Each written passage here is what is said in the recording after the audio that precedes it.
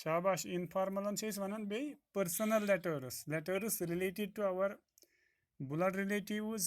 and close friends यमन खतर letters लेखन तिमन वन यम गई इनफॉर्मल लेटर्स या पर्सनल लेटर्स या ब्लड रिलेटिव लेटर्स या क्लोज फ्रेंड लेटर्स ठीक है फॉर्मलन मज यम सात नाव वचन formal letters means we have some formalities to follow while writing these letters येल इनफॉर्मल वन that means we don't need to be formal we don't need to be traditional in writing these letters ये formality ज़्यादा अपनावन कह formal traditional way of writing अपनावन कह traditional these connotations traditional salutations traditional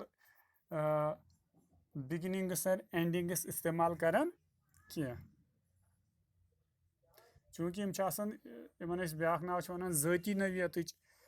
letters informal letters यमन मज formality जरूरत कह तिमन शख्सन तिमन पर्सनन यम लेटर्स लेखन यम वेरी क्लोज यम डियर तो near वनस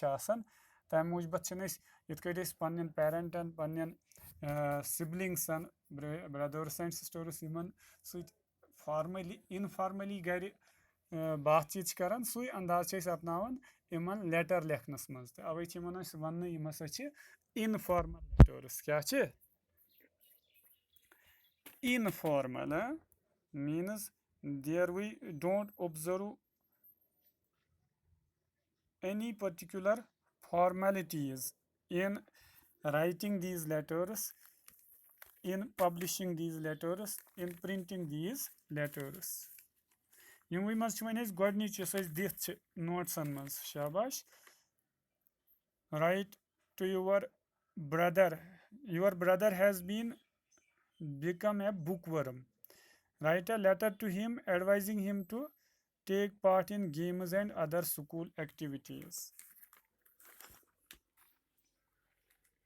Nan to hasa boy, huh? You have a brother who has become a bookworm means he is just reading the books, he is just going for studies, doing nothing else. बिल्कुल तुम सह बोय यमिस वनो यह मेहनती बोय तुम मगर सह सिर्फ किताबे योत पढ़ान बाकी सह कहें करान सह सिर्फ पढ़नस योत आवर रोजान वन तुम एज एल्डर सिस्टर और एज एल्डर ब्रदर यह तुहद रेस्पॉन्सिबिलिटी कि सह जन तुहद टाउन नश तुहद गाम नश दूर तुम हॉस्टलस मज रोजान या बदल कुन जाए डेरस रोजान तत सह पढ़ान तुम लगन पता कि सह सिर्फ पढ़ान सह बाकी एक्टिविटीजन मज हिस्से निवान कह as his elder brother or sister you have to write to him to take part in other activities as well यह तुम लेटर लेखन चूँकि तुम गोड लेटर मज एड्रेस लेखन तुम कत पे लेखन एग्जामिनेशन हॉल सेंटर नंबर क्या या हेकि तुम लिखित पन्ने गामुक नाव पन्ने गरुक एड्रेस अम पत गो डेट क्या तो पत तुम डियर क्या तमिस नाव तुम ब्रदरस इत Abid I hope you are well along with your parents ये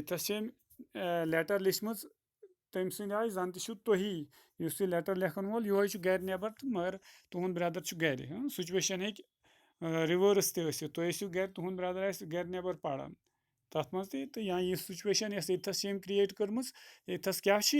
यथस तुहद ब्रदर गर तो तुम गर नबर पढ़ने तुम वन अमिस पन्ने यूनिवर्सिटी पे पन्ने कॉलेज या स्कूल पे लेटर लेखन स्कूल हॉस्टल पे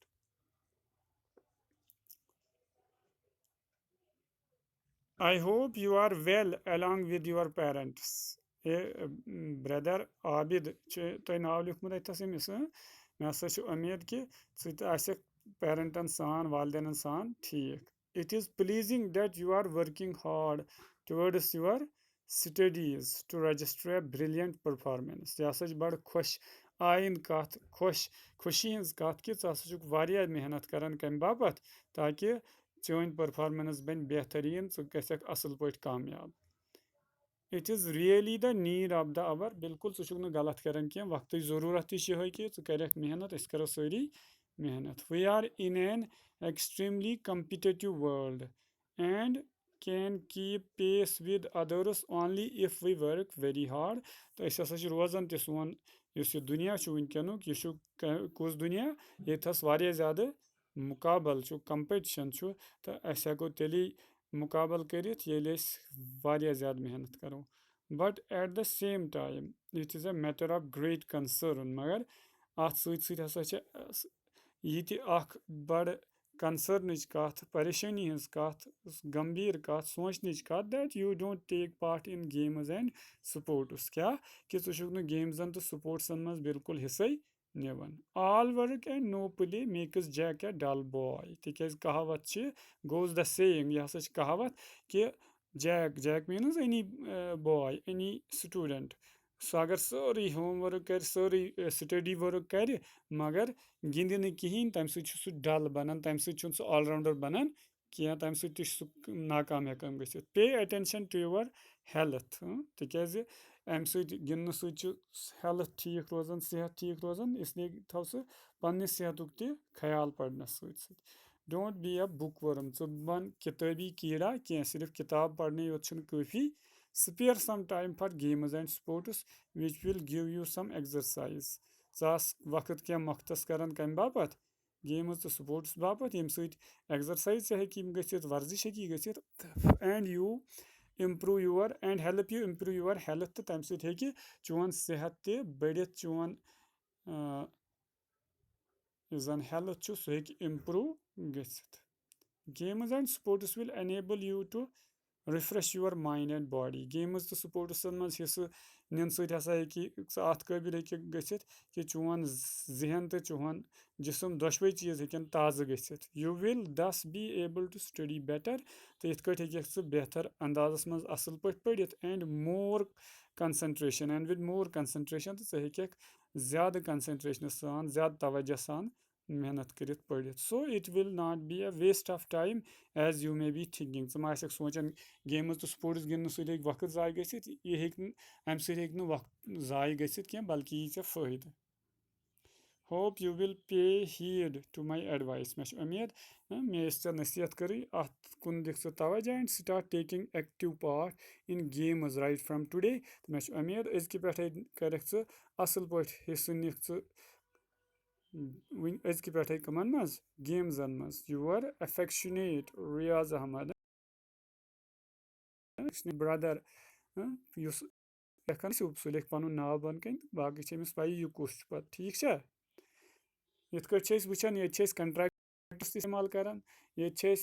इनफॉर्मल वर्ड्स इस्तेमाल करान ये शॉर्ट सेंटेंसेस इस्तेमाल करान या इनकम्प्लीट सेंटेंसेस ती इनफॉर्मल लेटर्सन मज इस्तेमाल हेकान कर ज़्यादा फॉर्मल आसन जरूरत पेवान ये कह तो वह वो दोयम लेटर तो ये मज पगह वो बे या त्रे तो पगह मकलो वीक इन लेटरन हूँ अम ब्रो कि तुल दोयम बह वन तुम LMS मुतलिक वुच तुम मे त्रो ग्रुपस मज कुस क्या क्या मटीरियल खोड़ मे वनुक तान अत LMS पे मगर तुम कहें तौर लॉग इन करान इत कट मे अत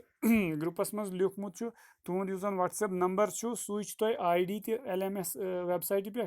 तो सू तुंद पासवर्ड त ID मज लिखियो तुम सू नंबर तो पासवर्डस मज सू नंबर स्पेस दिन वराई ठीक तुम हेकू लॉग इन कर तुम हेकू तती मटीरियल डाउनलोड त कर तो पढ़ित तो इथे कट असाइनमेंट मे तत थोमुत सह असाइनमेंट तुम कर तो पे सह अपलोड कर तती तते कर बह सह इवालवेट तती दिम बह तथ मार्क्स त WhatsApp पे सोजुन कह ठीक बेटा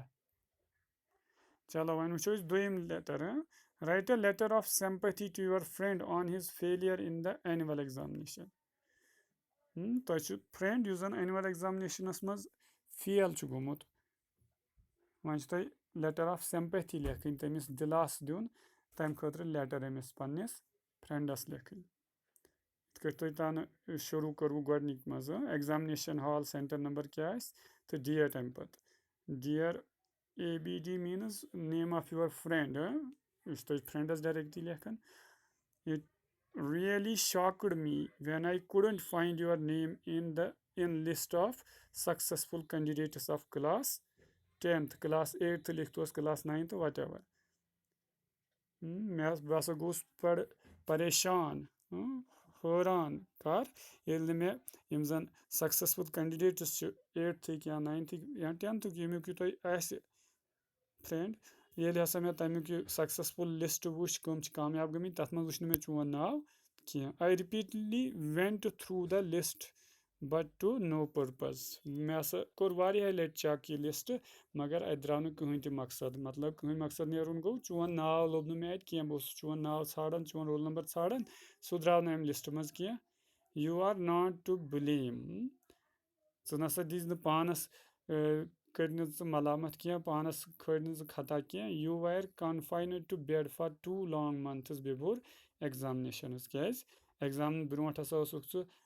बिस्तरस पे बीमार 2 रेतन एग्जाम ब्रोह I remember how diligently you worked soon after recovering from your illness मे हसा बिल्कुल याद ये सेहतियाब गौक बेमार नश रिकवर गौक ऐ कूता असल पे करे मेहनत you burned midnight oil to compensate to burn means midnight oil means to work very hard ऐसा कर ज़्यादा मेहनत रात ेर तान बेहान ताकि कर कंपेंसेट कर भरपाई इस ये नुकसान गो बेमार आसनस your failure has therefore pained me much अमे मूजूब हसा गो मे वारिया तकलीफ ये मे वुच कि गो fail I really sympathize with you in your sorrow इस हसा यह गमुक वक्त चोन अत मज बह हमदर्दी हुंद इजहार करान what can't be cured must be endured चूँकि यह इलाज हेको कर यह वन हे गई सह पज जरूर बर्दाश्त कर डोंट लूज योर हार्ट दिल म कर तंग पन कह ग परेशान forget not that examinations are no surest test of one's abilities यम गे मुशित कह कि एग्जाम बिल्कुल कह कि कस कूता काबिल तमुक टेस्ट फाइनल टेस्ट एग्जाम योत कह start your studies right away with redoubled energy सह कर अजक पे स्टडी बे स्टार्ट वन कर थोगन मेहनत थोगन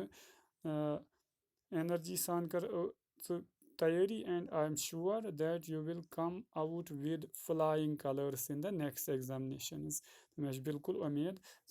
कर बेहतरीन परफॉर्मेंस वन ब्रोह कुन एग्जाम यन तिमन मज remember that failures are stepping stones to success यह गस याद थवन फेल गसन हसा बिल्कुल कन कन आसान कमिच कामयाब गसन खतर I hope this failure will prove you a blessing in disguise मे बिल्कुल उम्मीद कि इस वनकन ऐ नाकामी मिली यह चान खतर रहमत कत मज अत परेशानी मज wishing you all success in the coming examinations बह हसा विश करान बह हसा ख्वाहिश करान कि ब्रोह कुन एग्जामिनेशन चन तिमन मज गछक सारे मज कामयाब यू वर सिंसियरली बिल्कुल चोन मुखलिस दोस